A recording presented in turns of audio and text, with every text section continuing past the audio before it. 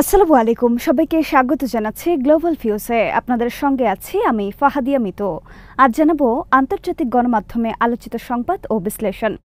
ফিলিস্তিনের গাজা উপত্যকায় দখলদার ইসরায়েলি বাহিনীর বিরুদ্ধে সামরিক অভিযান আরও তীব্র করেছেন প্রতিরোধ যোদ্ধারা। দক্ষিণ গাজার খান ইউনিসে সেনা সমাবেশ এবং কমান্ড সাইটগুলোতে শনিবার বড় ধরনের আঘাত এনেছেন তারা। হামাসের সামরিক শাখা আল কাসাম ব্রিগেড জানিয়েছে তাদের যোদ্ধারা খান ইউনিসের দক্ষিণে আলে রান্তিসি মসজিদের কাছে অবস্থান নেওয়া ইসরায়েলি বাহিনীর ওপর বেশ কিছু মর্টার শেল নিক্ষেপ করেন। ইসলামিক জিহাদের সামরিক শাখা আল কুচ ব্রিগেডস এবং আল আকসা মর্টার্স ব্রিগেডসের আল আমোদি ইউনিট জানিয়েছে তাদের যোদ্ধারা খান ইউনিসের ৫ নম্বর সড়কে অবস্থিত একটি ইসরায়েলি কমান্ড সেন্টারে সমন্বিত হামলা চালিয়েছেন। খবরে বলা হয় ওই স্থানে 107mm রকেট নিক্ষেপ করা হয়। হামলার কিছুক্ষণ পর ঘটনাস্থলে একটি ইসরায়েলি হেলিকপ্টার অবতরণ করতে দেখা যায়। হামলায় প্রাণহানির কথা নিশ্চিত করে আল কুচ ও আল আকসা জানিয়েছে হেলিকপ্টারের মাধ্যমে হতাহত সেনাদের সরিয়ে নেওয়া হয়েছে। এদিকে আল কুচ ব্রিগেড শনিবার একটি ভিডিও প্রকাশ করেছে যেখানে দেখা যায় যোদ্ধারা খান ইউনিসের উত্তরে আরেকটি ইসরায়েলি কমান্ড অ্যান্ড কন্ট্রোল সেন্টারকে একই ধরনের রকেট দিয়ে আঘাত হানেন। সাম্প্রতিক সময়ে প্রতিরোধ যোদ্ধারা ইসরায়েলের সামরিক অবকাঠামোর ওপর ধারাবাহিক ও সুনির্দিষ্ট হামলার তীব্রতা বাড়িয়েছেন। এই হামলা তাদের নতুন কৌশলের বহিঃপ্রকাশ। এদিকে পপুলার রেজিস্ট্যান্স কমিটির সামরিক শাখা আল নাসের সালাহ আল দিন ব্রিগেড জানিয়েছে শনিবার তাদের যোদ্ধারা খান ইউনিসের উত্তরে খুজা এলাকার কাছে ইসরায়েলি সেনা ও সামরিক যানবাহনের ঘনত্বে মর্টার হামলা চালিয়েছেন। আল মায়াতিনের খবরে বলা হয় ফিলিস্তিনি প্রতিরোধ যোদ্ধারা গাজার ভেতরে বিভিন্ন দিক থেকে অনুপ্রবেশ করা ইসরায়েলি বাহিনীর সঙ্গে সংঘর্ষ চালিয়ে যাচ্ছেন, যেখানে সুনির্দিষ্ট হামলার শিকার হয়ে দখলদার সেনাদের মধ্যে নিশ্চিত হতাহতের ঘটনা বাড়ছে। ইসরায়েলের অভ্যন্তরীণ গোয়েন্দা সংস্থা শিনবেতের সাবেক উচ্চপদস্থ কর্মকর্তা ইলান সেগেভ দৃঢ়ভাবে বলেছেন গাজার ফিলিস্তিনি প্রতিরোধ যোদ্ধারা কখনো অস্ত্র সমর্পণ করবেন না। ফিলিস্তিনিদের আত্মসমর্পণ নিয়ে ইসরায়েলি জনগণের কাছে ভ্রান্ত ধারণা বিক্রি বন্ধ করার প্রয়োজনীয়তার ওপর জোর দিয়েছেন তিনি। ইসরায়েলি চ্যানেল কান 11কে দেওয়া এক সাক্ষাৎকারে সেগেভ বলেন হামাস কখনো অস্ত্র ত্যাগ করবে না, এমনকি ১০০ বছর পরেও না। তিনি সতর্ক করে বলেন মাত্র ৩ জন হামাস সদস্য বেঁচে থাকলেও তারা একটি সেল গঠন করে হামলা চালাবে। সেগেভ হামাসকে নিরস্ত্র করা বিষয়ক আলোচনার সমালোচনা করে বলেন এসব নেগেটিভ ও ভ্রান্ত ধারণা জনগণের কাছে বিক্রি করা বন্ধ করুন। তার মন্তব্য ইঙ্গিত করে ফিলিস্তিনি প্রতিরোধ সংগ্রাম নির্মূল করার সম্ভাবনা নিয়ে ইসরায়েলি মহলে সন্দেহ ক্রমেই বাড়ছে। তিনি আরও বলেন গাজায় যুদ্ধবিরতির সম্ভাবনা নিয়ে এখন এমন সময় এসেছে যেখানে ইসরায়েলি বন্দীদের মুক্ত করার বিনিময়ে ফিলিস্তিনি গোষ্ঠীগুলোর হাতে আমাদের সবকিছু দিয়ে দিতে হবে। গাজার ভয়াবহ মানবিক সংকট শুধু এর বাসিন্দাদেরই নয়, বরং সেখানে আটক ইসরায়েলি বন্দীদেরও মারাত্মকভাবে প্রভাবিত করেছে উল্লেখ করে তিনি ফিলিস্তিনি যোদ্ধাদের দুটি ভিডিওর কথা তুলে ধরেন। সম্প্রতি প্রকাশিত হামাসের এক ভিডিওতে এক বন্দীকে দৃশ্যত কঙ্কালসার অবস্থায় দেখা যায়। ইসরায়েলি গণমাধ্যম ওই বন্দীর পরিচয় দিয়েছে এভিয়াতার ডেভিড হিসেবে। তাছাড়া ইসলামিক জিহাদ তাদের হাতে আটক রম বার্সলাভস্কির শেষ বার্তা প্রকাশ করেছে, যেখানে তিনি বন্দীদের স্বাস্থ্যের ভয়াবহ অবনতি ও ব্যাপক অনাহারের কথা উল্লেখ করেন। সম্প্রতি কূটনৈতিক আলোচনায় তুরস্ক হামাসকে ইসরায়েলি বন্দীদের মুক্তি দিতে এবং অস্ত্র সমর্পণ করতে বলেছে। সংবাদ মাধ্যমের দাবি সত্য নয় বলে জানিয়েছেন তুর্কি কর্মকর্তারা। তুরস্কের একটি কূটনৈতিক সূত্র শনিবার রিয়া নভোস্তিকে কথা জানান। ২৮ থেকে ৩০ জুলাই নিউ ইয়র্কে জাতিসংঘ সদর দপ্তরে অনুষ্ঠিত ফিলিস্তিন বিষয়ক উচ্চ পর্যায়ের আন্তর্জাতিক সম্মেলনের পর তুরস্কের এই পদক্ষেপের খবর প্রকাশিত হয়। ফ্রান্স ও সৌদি আরবের যৌথ সভাপতিত্বে অনুষ্ঠিত হয় ওই সম্মেলনে ১৫টি পশ্চিমা দেশের পররাষ্ট্রমন্ত্রীরা ফিলিস্তিনকে রাষ্ট্র হিসেবে স্বীকৃতির আহ্বান জানিয়ে যৌথ বিবৃতি দেন। তুর্কি কূটনৈতিক সূত্র জানায় তুরস্ক হামাসকে ইসরায়েলি বন্দীদের মুক্তি দিতে বলেছে এমন দাবি সত্য নয়।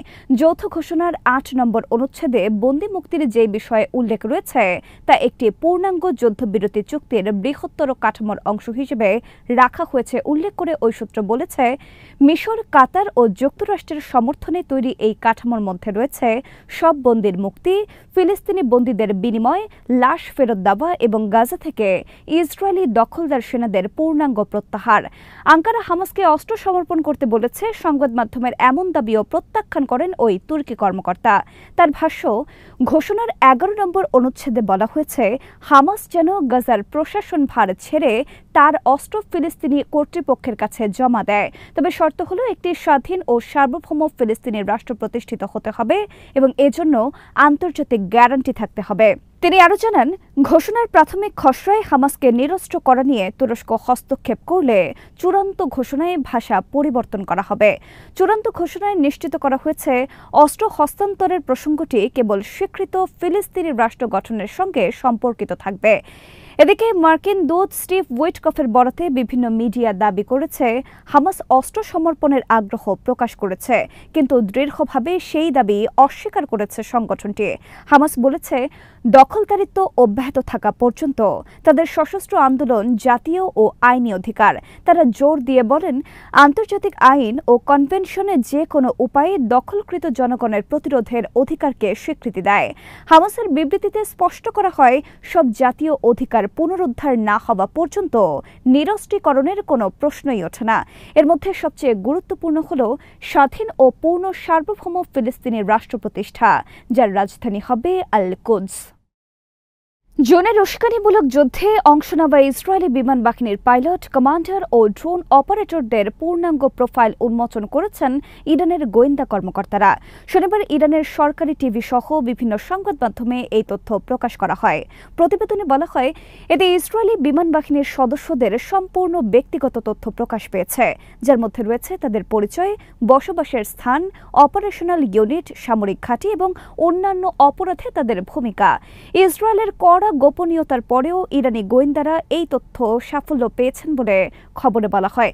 সাধারণত ইসরায়েলি সংবাদ মাধ্যমে তাদের মুখমণ্ডল ঝাপসা করে দেখানো হয়। ইরানি প্রতিবেদনে উল্লেখ করা হয়, এর মধ্যে 2 জন পাইলটের নাম হল স্কোয়াড্রন 119-এর deputy commander major Yael Ash এবং তার স্বামী বার প্রিন্স।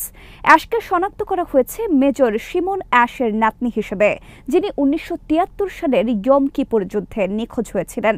এক ইরানি চ্যানেল জানিয়েছে, দেশের গোয়েন্দা সংস্থা এখন স্যাটেলাইট চিত্র হাতে পেয়েছে, যেখানে এই সদস্যদের সঠিক অবস্থান প্রকাশিত হয়েছে। চ্যানেলটি ইয়াএল অ্যাশের এক টেলিভিশন সাক্ষাৎকারের কথা উল্লেখ করে জানায়, তিনি দাবি করেছিলেন যে তিনি জায়নবাদীদের নিরাপত্তা ফিরিয়ে আনতে চান। এখন তিনি আর নিরাপদ নন বলে মন্তব্য করে চ্যানেলটি বলেছে, ইসরায়েলি সদস্যদের তথ্য প্রকাশ পুরো বিশ্বকে তাদের জন্য অনিরাপদ করে তুলেছে। প্রতিবেদনে বলা হয়, এই সদস্যদের অবস্থান, সরঞ্জাম ও গতিবিধি সম্পর্কে গোয়েন্দা তথ্য ইরানকে ভবিষ্যতে প্রতিশোধ নিতে কৌশলগত সুবিধা দেবে। এতে আরও বলা হয়, এখন পর্যন্ত প্রকাশিত তথ্য কেবল একটি উদাহরণ মাত্র। এই ধরনের গোপন তথ্য ফাঁস অব্যাহত থাকবে। লেবাননের সমাজ কল্যাণ মন্ত্রী আদনান হুসাইন বলেছেন, মার্কিন ও ইসরায়েলি চাপের মুখে হিজবুল্লাহ কখনো তাদের অস্ত্র সমর্পণ করবে না এবং লেবাননে ও গোটা মধ্যপ্রাচ্যে ওয়াশিংটনের চালানো ষড়যন্ত্রের বিপরীতে প্রতিরোধ অব্যাহত রাখবে। মেহের নিউজকে দেওয়া এক সাক্ষাৎকারে হুসাইন দেশটির সাম্প্রতিক রাজনৈতিক পরিস্থিতি, বিশেষ করে মার্কিন দূত টম ব্যারাকের 3য় সফরের পর হিজবুল্লাহর অবস্থান এবং ইসরায়েলি বাহিনীর বর্বরতা প্রসঙ্গে কথা বলেন। মার্কিন দূতের সফর প্রসঙ্গে তিনি বলেন, টম ব্যারাক 3য়বারের মতো লেবানন সফরের পর প্রেসিডেন্ট জেনারেল জোসেফ আউনের প্রতিক্রিয়া ছিল হতাশাব্যঞ্জক। এই হতাশা থেকে বোঝা যায় লেবাননের ওপর আরও চাপ এসেছে। যদি তারা মার্কিন ষড়যন্ত্রে ইতিবাচক সাড়া না দেন, তবে এই চাপ আরও বাড়বে। এর মানে হলো ইসরায়েলকে লেবাননে আরও স্বাধীনভাবে চলাফেরা করার সুযোগ দেওয়া হবে, যার মধ্যে রয়েছে ড্রোনের অবাধ ও লাগাতার উড্ডয়ন এবং ত্রিপলি ও উত্তর বেকার আকাশে আতঙ্ক সৃষ্টি করা।